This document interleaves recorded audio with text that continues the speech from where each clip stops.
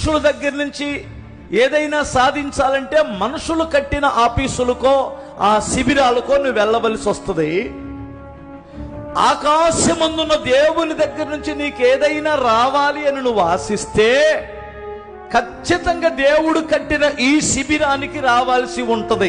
ఏదో నాకు దేవునితో అవసరమే లేదు, నేను నాయకుల ద్వారా పని చేయించుకుంటాను, మనుషుల ద్వారా నేను పని చేయించుకుంటానంటే వేరే వేరే శిబిరాలకు వెళ్ళు.